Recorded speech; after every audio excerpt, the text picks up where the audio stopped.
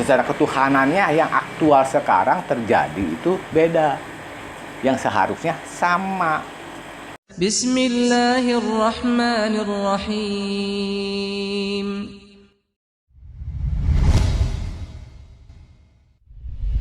Jadi gini, supaya nggak ada saling permusuhan di antara sesama manusia, ya kan, yang berbeda-beda suku bangsa, bahkan sampai agama. Yang paling prinsip kan agama, bahwa agama itu kan beda-beda. Nah itu kan kadang-kadang orang salah kaprah. Ada yang bilang sebenarnya mah sama gitu, dianggapnya punya pemahaman bahwa semua agama itu secara keseluruhan pokoknya sama. Ya kalau sama, ngapain pindah-pindah agama gitu? Berarti kan karena ada yang pindah, merasa bahwa itu ada perbedaan, merasa bagi dirinya itu, oh ini benar-benar nih lebih nyaman, hatinya lebih tenang, lebih masuk ke dalam logika, sehingga keimanannya lebih kuat, akhirnya merasa benar. Berarti kan jelas itu beda, betul nggak? Jadi yang sama itu, kalau agama itu yang sama itu tujuan kebaikan, ajaran kebaikannya secara kemanusiaan. Tapi secara ketuhanannya itu beda. Sekarang kita ambil beberapa poin aja ya. Sekarang yang disebut agama itu kan pasti percaya adanya Tuhan, disebut agama. Ini supaya sama persepsinya dan aktualnya kan seperti itu. Yang pertama kan adanya Tuhan, yang kedua adanya kitab suci, yang ketiga adanya yang membawa risalah atau rasul atau nabi yang menyampaikan apa yang diturunkan dari Tuhan yang disebut kitab itu. Jadi 3 poin itu harus ada. Kalau secara pemikiran awam lah, kita sebagai orang awam, kita lihat kan ada 3 unsur itu kan, 3 unsur dan jelas beda. Sebenarnya seharusnya sama. Ya, karena kan dari awal mula kan sama itu. Awal mulanya kan satu. Ajaran tuh semua udah dikasih. Plok aja. Kenapa akhirnya jadi berbeda-beda? Ya karena ada ya kepentingan, adanya ilmu pengetahuan baru yang dia dapat, kedengkian, akhirnya nafsu, akhirnya itu ada yang mengubah-ubah, akhirnya turunkan lagi untuk diperbaiki lagi, dibalikin lagi supaya yang benar lagi, terus begitu. Nggak usah antar agama ya, antar agama, sesama agama aja di dalam tubuhnya sendiri itu kan beda-beda kalau dilihat secara individu. Agama Kristen misalnya kan, sesama mereka ada perbedaan kan, perbedaan pemahaman, pemikiran.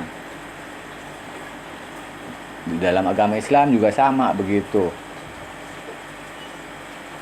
Jadi sebenarnya beda, nggak bisa dibilang sama. Yang sama itu tujuan kemanusiaan, yaitu adanya ajaran kebaikan di dalamnya. Kalau secara umum ya beda, kitabnya aja beda, ya kan? Kan di dalamnya kan ada ajaran-ajaran, tata caranya sama, tapi secara inti seharusnya sama. Dengerin kalimat ya, jangan sampai salah dibilang sama semua. Seharusnya sama, seharusnya sama. Ya contoh aja, kan banyak tuh perbedaan. Kalau agama lain ya bukan kapasitas AA ya, kalau untuk membahas nih gambaran singkat aja mengenai agama Islam. Mengenai agama Islam aja tentang ketuhanan kan beda. Sesama manusia. Padahal seharusnya sama. bahwa Tuhan itu satu, Tuhan itu segalanya, maha suci, maha adil, maha pengasih penyayang. Tapi ada poin-poin tertentu yang menyebabkan secara eksistensi yang dituju beda.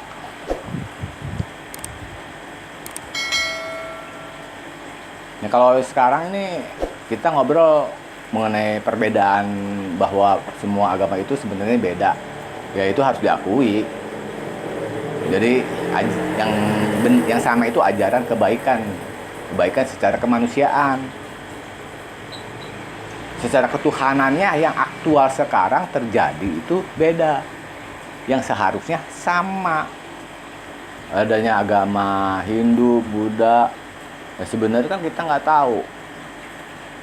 Secara informasi kan yang wajib diketahui kan kalau di Islam kan 25 nabi kan yang wajib. Tapi sebenarnya jumlahnya banyak, ribuan. Nah, mana yang sebenarnya di antara mereka ajaran-ajaran agama-agama lain, ya kan, bahwa mereka sebenarnya nabi apa bukan? Kan bisa aja salah satu seorang nabi, kita nggak tahu. Dia yang kita lihat itu pondasinya mengenai ketuhanannya. Kalau masalah ketuhanannya itu sama, berarti itu ajaran, ya berarti ajaran yang sebenarnya tadinya satu dari awal. Jadi sekarang ini kita bahas pakai logika dulu ya, pakai akal. Ya emang sih akal terbatas. Cuman kalau akal nggak dipakai juga kan, yang ngasih pasti marah. Kenapa punya akal dikasih akal nggak dipakai? Jadi bukannya berarti akal itu dijadikan yang nomor satu dari Tuhan, bukan juga. Maksudnya itu untuk beragama, kita menjadi beriman. Itu prosesnya itu kita mengkaji dengan akal. Akal itu kan mengkaji alam, ya kan, meneliti, mencari bukti-bukti, itu pakai akal. Tapi ini ya, gimana sih kalau agama itu kebentuknya? Awal mula agama terbentuk? Awal mula agama terbentuk ya sebenarnya kalau dari awal mula itu dari kisah Nabi Adam. Itu yang pertama kali kan sebenarnya Tuhan udah memberi isyarat, memberitahu bahwa manusia itu dikasih akal, dikasih kecerdasan. Buktinya Nabi Adam, ini Mikel kan agama lain kan, sama kan, tapinya kan ada kisah Nabi Adam juga kan, kisahnya sama kan, bahwa Nabi Adam itu dikasih kecerdasan yang tinggi, disuruh dikasih tahu nama-nama seluruh benda di jagat raya dan dites, dia hafal semua, tahu semua, bisa menyebutkan semuanya kan. Nah itu yang disebut kecerdasan intelijen, IQ-nya. Yang sekarang diteliti ternyata ada IQ, EQ. Nah itu dites IQ-nya. Yang kedua dites EQ-nya mengenai adanya adanya larangan. Dan dari larangan itu ternyata kegoda akhirnya ya di mata Tuhan salah. Nah, karena merasa salah, dengan kecerdasan spiritualnya dia mengakui salah. Akhirnya dia bertobat. Ini kecerdasan yang disebut IQ. Bahkan sekarang itu sampai yang disebut kecerdasan transendental. Ada kecerdasan yang merasakan, mengetahui adanya sesuatu kekuatan yang sangat dahsyat.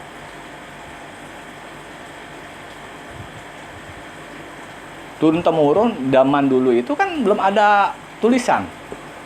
Karena kecerdasan sangat tinggi, jadi apa yang dia tahu ya dengan daya ingatnya. Nah, kesininya itu dengan berbagai macam kejadian untuk menetapkan suatu ketetapan, diturunkan para nabi, para rasul yang akhirnya dicatat. Nah, bentuk catatan itulah yang akhirnya disebutnya itu pedoman atau kitab. Dari situ turun-temurun akhirnya timbullah istilah-istilah yang sekarang sebutnya akhirnya disebut agama. Kalau yang sebelumnya kan bukan agama, kepercayaan. Karena mereka belum adanya tulisan dan lain-lain, adanya mempercayai kekuatan gaib tertentu, roh misalnya, dewa dewi, ya kan? Pada saat udah ada tulisan, itu bisa dilihat dari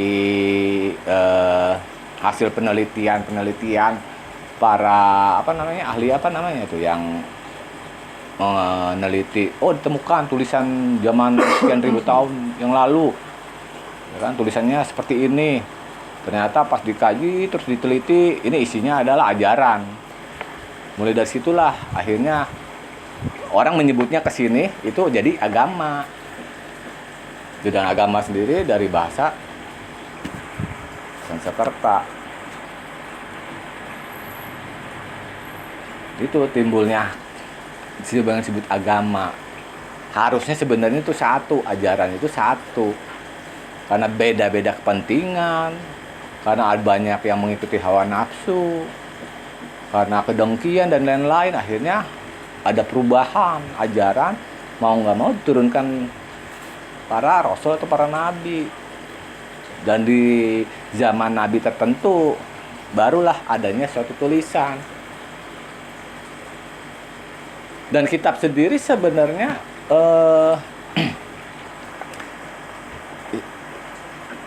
sebenarnya gini, yang namanya ajaran itu sebenarnya apa yang diinginkan Tuhan, yang seharusnya kita lakukan, kan?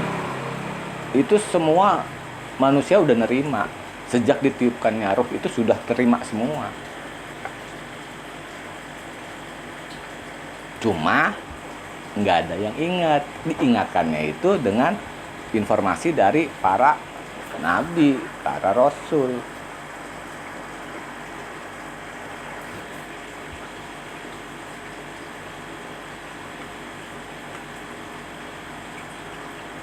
Sedangkan mereka, para nabi, para rasul, lihat aja kisah-kisahnya. Semuanya bertapa, semuanya menyendiri, semuanya berusaha mendekatkan dan merasakan adanya Sang Pencipta. Sampai akhirnya hatinya itu benar-benar bersih, jernih, dan lebih mudah berkomunikasi. Dari situlah akhirnya lebih mudah menerima wahyu. Semua manusia sebenarnya udah ada, cuma kesininya kan ada orang-orang tertentu yang disebut nabi, rasul yang dapat tugas untuk mengingatkan kembali. Nah, itu yang tadi disebut kecerdasan itu, akal itu. Dari situ.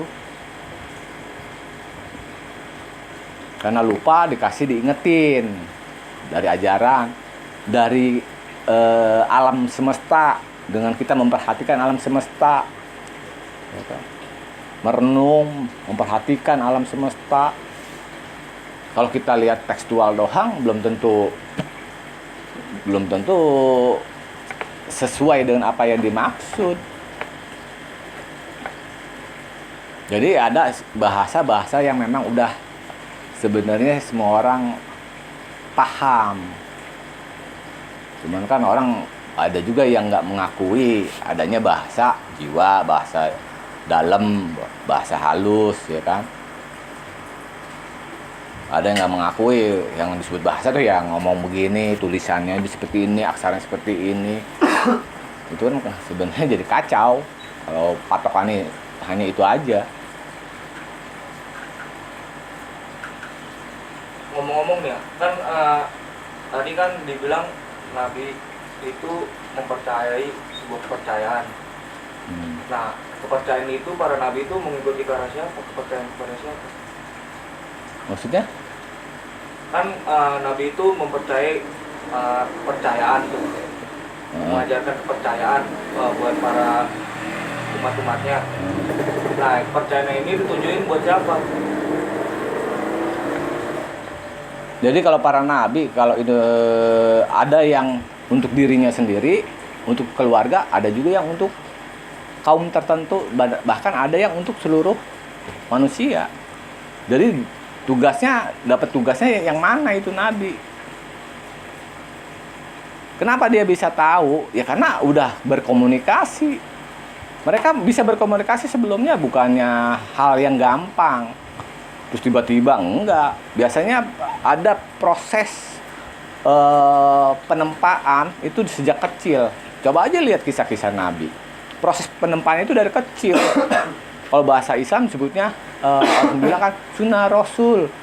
Yang kalau ngomongin sunnah rasul berarti ngikutin sunnah tata caranya nabi. Ya, tata nabi kita lihat ya sejarahnya dari nabi waktu kecil. Lihat dari habis lahir, terusnya masa kecilnya, masa dewasanya, masa remajanya. Jangan kucuk-kucuk yang dilihat pas jadi udah ditunjuk jadi nabi. Akhirnya kalau begitu mereka jadi melihatnya bahwa nabi itu benernya itu pada saat setelah dapat wahyu. Dianggap bener sama umatnya. Padahal Allah udah menetapkan dia akan jadi nabi. Makanya digemblengnya dari kecil. Kalau mau ngikutin itu ya lihat kisah nabi dari kecil. Ya, semua nabi kayak Nabi Isa. Kalau saya di agama Islam ini nyebutnya Nabi Isa, nggak apa-apa ya. Ya kan? Kalau di ajaran Mikael kan bukan kan ya. Ya itu nabi. Karena Nabi Isa pun sama, bertapak juga, mencari penggemblengannya juga berat, kisah-kisahnya juga berat banget. Nggak ada nabi yang kucuk-kucuk. Sebetulnya dari nabi tanpa ada penggembleng nggak ada. Jadi semua itu proses pembersihan diri, pembersihan hati. Kayak Nabi Ibrahim, kita bicara Nabi Ibrahim aja ya, karena sama-sama kan yang mengakui adanya Isa Al-Masih ya kan, yaitu bahasanya terserahlah. Kalau di agama Islam kan disebutnya Nabi kan, panutannya kan Nabi Ibrahim kan, ya enggak? Kan ajarannya dari Nabi Ibrahim. Nah kisahnya Nabi Ibrahim itu gimana? Sedangkan Nabi Ibrahim itu Nabi yang disayang. Nabi yang disayang sama Allah, yang paling disayang. Karena apa? Dari kecil aja udah melihat ada kejanggalan, ketidakberesan dari masalah ketuhanannya. Bagaimana mereka menyembah Sang Pencipta, menyembah Tuhan, tapi Tuhannya itu yang tidak bisa dipertanggungjawabkan bahwa Tuhan itu bisa memberikan sesuatu, baik kebaikan maupun kejelekan. Zaman itu kan pada menyembah matahari, ya kan? Dewara. Banyak menyembah dewa-dewa yang lain-lain ya kan? Karena ada kekuatan di sana, di sini. Sampai akhirnya Nabi Ibrahim meneliti kan, mengkaji secara mengkaji alam, melihat matahari, bulan. Ternyata melihat matahari besoknya nggak ada. Pas malam nggak ada, hilang. Masa Tuhan bisa nggak ada? Terus diganti sama bulan. Ya kan? Nah, itu kan nggak sembarangan punya proses untuk mencari Tuhan, itu nggak gampang. Sebelum ada sesuatu, yang ada kan Tuhan kan? Sebelum ada sesuatu, yang ada Tuhan. Terus dicipta sesuatu yang namanya itu jagat raya. Jagat raya sih seberapanya Tuhan. Terus kalau mencari Tuhan gimana? Lah kita berarti kan ada di dalamnya. Sebelum ada sesuatu yang ada hanya Tuhan, terus dicipta jagat raya yang sebut sesuatu itu makhluknya dicipta. Berarti kan makhluknya itu ada di dalamnya. Tuhan itu meliputi semuanya. Semua diliputi. Makanya kita kemana aja Tuhan tahu. Lah kita di dalamnya. Ya kita aja bisa tahu orang kemana, ngapain, pakai CCTV, pakai alat yang ditempel ya kan. Masa Tuhan yang mencipta nggak tahu? Kadang kurang nggak dari jawaban ini yang tadi, dari pertanyaan yang tadi itu?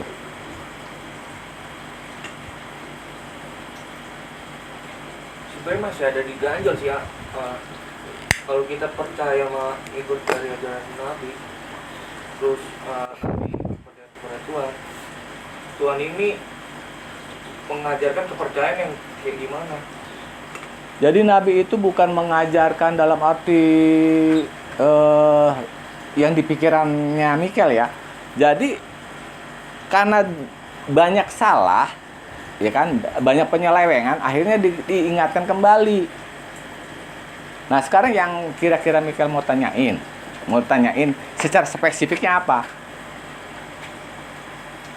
Tuhan itu mempercayai apa sebenarnya? Tuhan mempercayai Kepercayaan apa? Tuhan mempercayai kepercayaan apa? Iya. Lah Tuhan mah nggak ada istilah, nggak bisa ditanya Tuhan mempercayai kepercayaan apa, karena dia yang punya. Jadi semua yang dicipta harus, ya mereka berarti kan makhluknya, hambanya. Berarti harus mengikuti apa yang diinginkannya. Hamba terhadap tuannya. Ya kan akhirnya dikembangkan kata tuan ini kan menjadi Tuhan. Asal katanya dari bahasa Melayu kan Tuhan. Akhirnya ada pengembangan makna jadi Tuhan. Maknanya lebih luas. Bukan seseorang, sesuatu yang diagungkan, yang dibesarkan. Lihat aja di kamus. Udah ada kesepakatan makna Tuhan itu sesuatu yang diagungkan, yang dibesarkan, yang diikuti. Nah, lawannya kan berarti hamba. Nah itu buat kepercayaan apa tuh?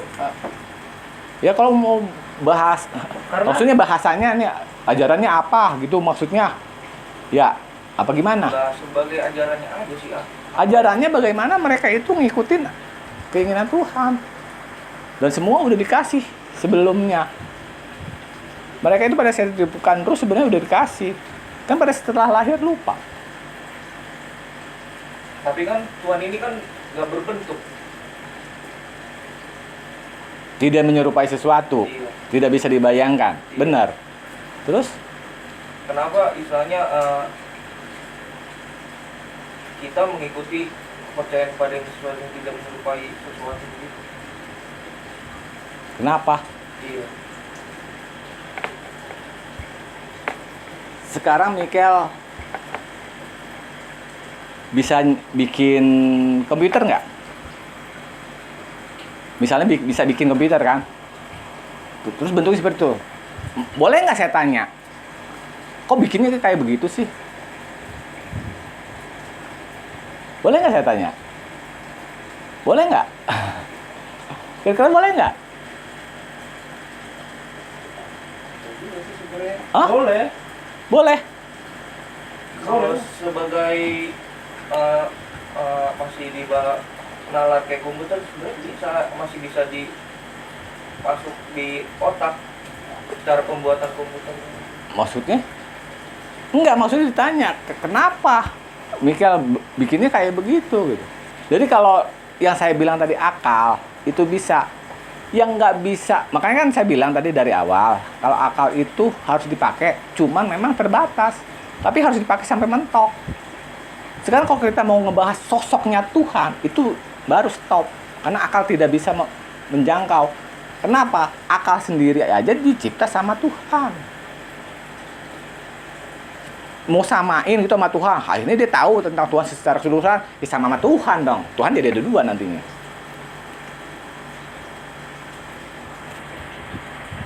Mikel bisa nyipta komputer, bisa nyipta otaknya yang namanya prosesor kan, dikendalikan sama Mikel. Apa dia mau bekerja sendiri? Dibatasi sama Mikel apa enggak?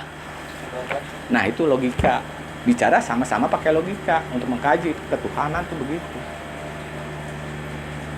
Jadi kalau kenapa Tuhan sendiri tidak berbentuk? Jangan bilang tidak berbentuk, tidak menyerupai sesuatu yang ada di sekarang. Karena apa? Allah itu beda dengan segala sesuatu ciptaannya. Mikel mau bikin komputer bentuknya kayak Mikel gitu. Terus dia juga bisa jalan-jalan. Setara dong nantinya. Bisa berantem sama Mikel nantinya. Betul nggak? Komputernya bisa nampol karena Mikel bisa nampol juga kan? Mikel bisa mencipta mobil pakai komputer itu. Terus komputernya bisa mencipta mobil. Repot nggak coba? Itu logika. Ya iya, kalau mau setara berarti berantem dong.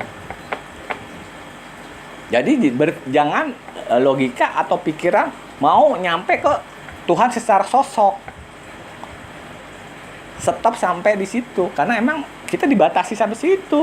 Ya prosesor dibatasi sama sang pencipta. Secanggih apapun pasti lebih canggih yang nyipta. Wah hebat nih, canggih banget komputernya. Coba kata yang bikin, enggak belum, gue masih ada, mau gue bikin lebih canggih lagi. Setelah dibikin canggih, apa dia bisa ngalahin yang nyipta? Enggak kan? Enggak. Jangan berpikir kan itu benda. Lah, apa bedanya? Manusia itu sebenarnya benda, makhluk. Cuma dipinjemin aja, bisa melihat, bisa bicara, itu dipinjemin ke maha melihatannya Allah, maha bicaranya Allah. Karena dipinjam dan dikasih pinjam. Jangan merasa kita itu bisa melihat, bisa bicara. Nggak bisa. Berarti kalau Dikasih pinjam. ibarat komputer tuh kayak kita nih dikasih listrik gitu ya. Iya. Kalau manusia itu bisa melihat, bisa bicara, nggak ada orang lahir matanya buta. Nggak ada orang yang nggak bisa melihat. Nggak ada orang gagu. Karena hakikatnya bisa melihat, bisa bicara. Aktualnya karena nggak dipinjemin. Ada nggak orang tidur matanya melotot? Pernah lihat nggak? Mana? Nah, bisa ngelihat nggak itu orang? Bisa nggak? ngeliat gitu. Berarti mata bukan nggak bisa melihat kan?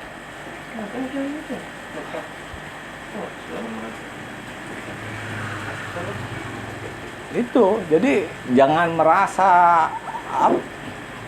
jadi semua sifat yang ada apa ya semua yang apa yang kita bisa sebenarnya itu Allah yang punya, Allah yang bisa dan kita dikasih pinjem doang, dikasih pinjem dan dapat izin. Kalau kita semua bilang mau kita kan bisa, saya pengen minta ke Mikel, tolong dalam jangka waktu 1 jam minta rambutnya dipanjangin 5 cm. Bisa nggak? Bisa. Nggak bisa, ya udah. Berarti kan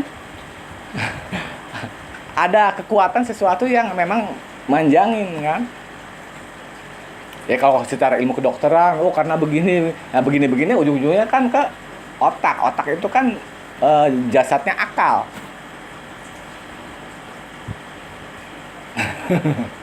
Ya kan? Akal kan Allah yang ngasih, ya kan? Ujung-ujungnya nanti ke sana juga. Makanya nih ketuhanan ini fondasi yang harus kuat. Jangan sampai salah pemikiran. Nah itu jadi karena ada ilmu pengetahuan tertentu, ada kepentingan tertentu menyebabkan berubah. Ajaran-ajaran itu berubah. Setelah berubah, ada perubahan-perubahan. Kalau menyimpang secara ketuhanan, langsung Tuhan itu menunjuk lagi, dipersiapkan lagi untuk mengingatkan mereka semua. Sebenarnya ini kan dulu sebenarnya udah dikasih semua. Akhirnya diingatkan. Makanya tugas Rasul itu cuma menyampaikan. Mau dipakai silakan, enggak silakan. Cuma menyampaikan nih. Diingetin lagi. Ya kita tinggal renung, inget. Dipikir-pikir lama-lama kan ngeh. Apalagi kalau dibilang dulu pernah berkomunikasi, berjanji, meyakini, ya kan, mengakui bahwa kata Allah, aku Tuhanmu. Iya, gitu kan? Ada yang ingat nggak? Lebih repot lagi kalau ngobrol sampai ke situ. Nggak ada yang ingat, apalagi sesuatu yang Tapi bisa ada yang ingat nggak sih? ya aktualnya pasti ada yang ingat. Dan yang kalau udah ingat begitu ya biasanya itu udah nggak ada rasa takut, nggak ada rasa sedih, nggak ada apa ya. Ya intinya bener-bener ketergantungannya murni totalitas pada Tuhannya.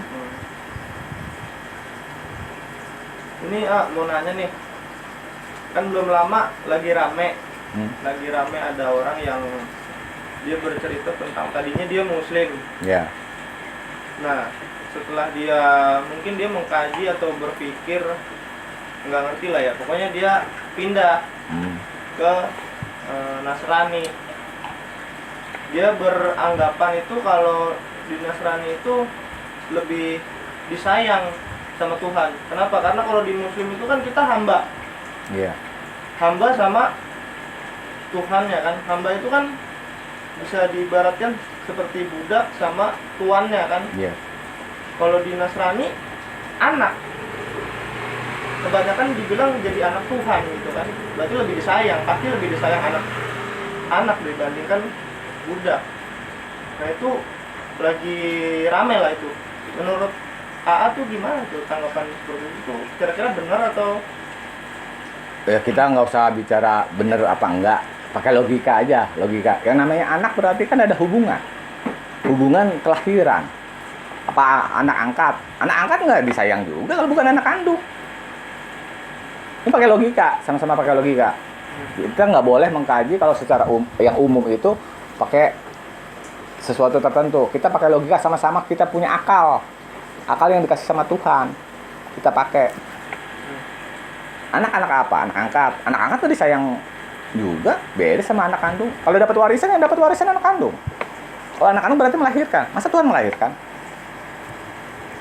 Kalau hamba sama itu beda, memang beda. Ada jeda. Tapi kalau semuanya nurut, semua yang disuruh nurut, kan dikasih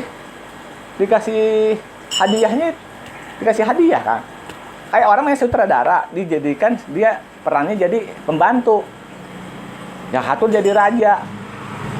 Di dalam peran itu digaplokin. Ternyata pada saat peran digaplok, itu kena gaplok. Tapi dia nggak protes. Dengan bener-bener kena gaploknya dia akhirnya nangis beneran. Akhirnya pas dilihat, oh aktingnya paling bagus yang jadi pembantu. Yang dapat piala citra siapa? Pembantu apa raja? Pembantu. Jadi mana yang aktingnya yang diinginkan sutradara yang terbaik? Pakai logikanya gitu. Nah, dengan logika itu silakan berpikir masing-masing. Jadi kalau merasa yang tadi itu lebih benar, ya silakan. Karena kan pertanggungjawaban nanti kan masing-masing. Kita ngikutin dia, ya kan? Itu nanti dia yang diminta pertanggungjawaban kita. Contohnya ternyata dia salah nih, dia masuk neraka, ya kan? Ya kita salah juga, kasih akal kenapa nggak dipakai, kenapa ngikutin yang salah? Ya tetap sama, kena hukum juga. Jadi bukannya terus jadi bebas, nggak bisa bebas juga, kan udah dikasih akal. Kecuali nggak dikasih akal, atau ada gangguan akal, ya kan? Ya itu bebas, nggak ada kena sanksi, karena nggak dikasih masih dituntut, nggak kasih titipan masih dituntut pertanggungjawaban enggak, gitu. Jadi jangan salah paham ya, ini kata-kata AA nih ya. AA nggak pernah bilang ini benar ini salah. Bicara secara logika, silakan dipikir masing-masing. Logikanya seperti itu. Punya anak 2, satu anak angkat, satu anak kandung. Terus punya warisan, pembagiannya gimana? Bikin sama? Enggak. Kalau anak angkat semua? Kalau anak angkat semua, ya tetap aja kan statusnya beda dong. Kalau seandainya dia punya anak kandung, berarti kalau anak angkat berarti kan bukan anak dong namanya.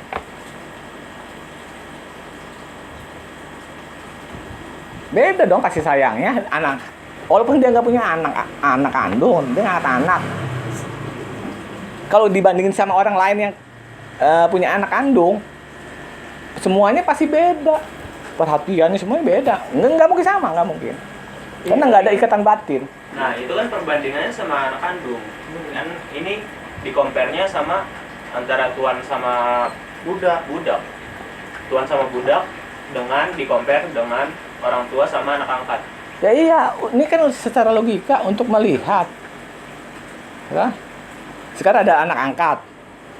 Ya, anak angkat itu kalau misalnya bandel dihukum nggak? Dihukum. Apa bedanya? Anak kandung aja dihukum. Kalau budak Oh, budak sama. Cuman logika yang tadi, kalau mengkaitkan, menganalogikannya ke anak, berarti ada anak kandung, ada anak angkat atau anak tiri. Ngebandinginnya ke situ kan beda. Kalau bicaranya ke anak. Kalau ini nyimpang jauh dong, kalau ini hamba terusnya ini anak. Murni. Kalau anaknya anak kandung apa anak angkat? Timbul pertanyaan. Kalau hamba dengan Tuhan nggak ada pertanyaan, udah jelas. Bumi sama langit kalau diibaratkan. Sutradara dengan pemain. Semua harus berpasangan. Nah, kalau anaknya anak apa? Ada pertanyaan. Jawab pertanyaan itu dulu. Jadi kalau menjawab gimana caranya jangan sampai timbul pertanyaan. Artinya berarti pol jawabannya. Kalau sampai ada pertanyaan berarti belum pol. nah, itu anaknya anak apa itu kira-kira? Nah, yang nanya tadi punya pemahaman soalnya begitu. ya itu nggak dijelasin sih. Oh ya udah, itu kan di agama lain itu nggak usah diperpanjang karena kan bukan kapasitas kita membahas. Nantinya malah disangkanya kita nggak objektif ngomongin itu terus. Biarinlah di luaran viral, nggak jadi masalah, biarin aja. Cuman kalau secara pribadi ada kata-kata anak, pertanyaannya ada. Timbul pertanyaan, anak angkat apa anak kandung? Anak kandung berarti dilahirkan. Berarti sama makhluk. Udah selesai. Itu secara logika. Nah, logika masing-masingnya beda-beda. Ya yakinin aja masing-masing. Itu. Silakan yakini masing-masing. Toh pertanggungjawaban masing-masing nantinya.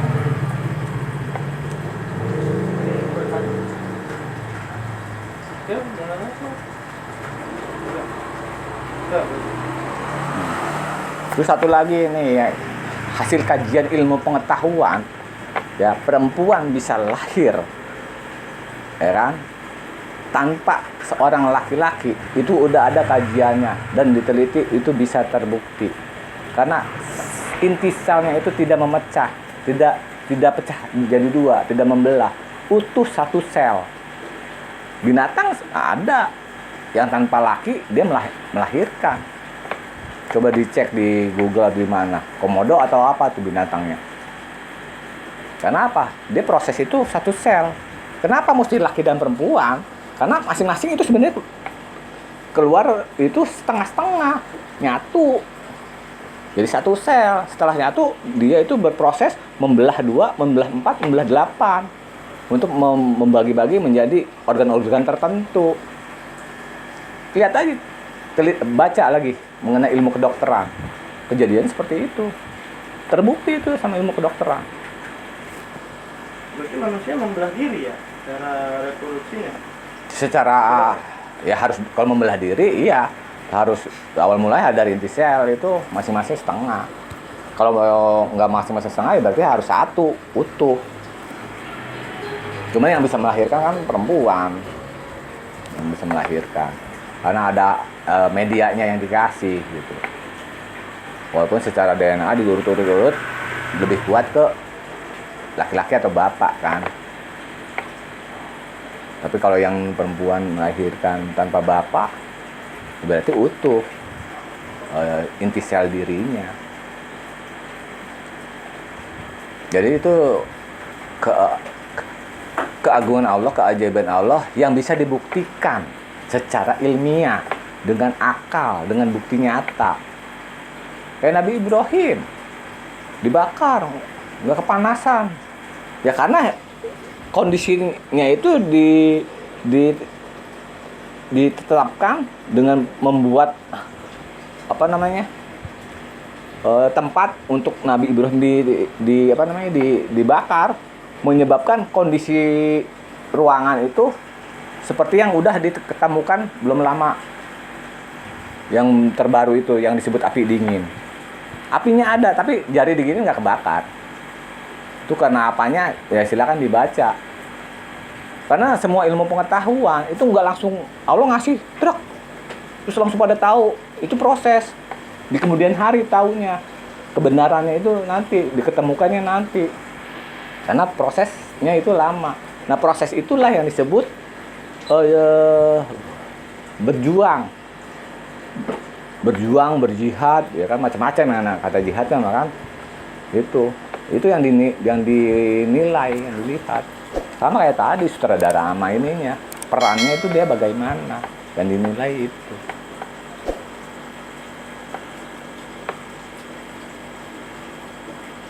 Jadi gitu, jadi intinya yang kalau kembali lagi ke awal, sebenarnya semua agama itu seharusnya semuanya sama. Seharusnya ajarannya, aktualnya berbeda. Karena apa? Ada kepentingan macam-macam. Akhirnya turun lagi, ya beda. Ya, yang samanya itu, ya kalau disebut agama sama itu karena adanya mempercayai adanya Tuhan, adanya kitab, adanya yang membawa risalah. Dan yang membawa risalah dari Tuhan itu secara pemikiran orang awam, secara umum dengan akal, kalau kita lihat seperti itu, 3 unsur itu diklasifikasikannya. Tapi kalau secara individu masing-masing agama di dalam agamanya sendiri aja beda. Kayak Islam sama Islam beda. Oh, banyak banget perbedaannya. Suatu saat nanti ungkap, atau mungkin juga ada yang mau nanya, silakan nanti. Kalau sekarang kayaknya udah terlalu lama. Udah, apalagi ada tamu ya. Lebih baik dicukupin dulu sampai di sini ya. Wabillahi taufiq wal hidayah. Assalamualaikum warahmatullahi wabarakatuh. Semoga dengan pertemuan ini kita semua mendapat rahmat dari Allah Subhanahu wa taala. Amin. Amin ya rabbal alamin.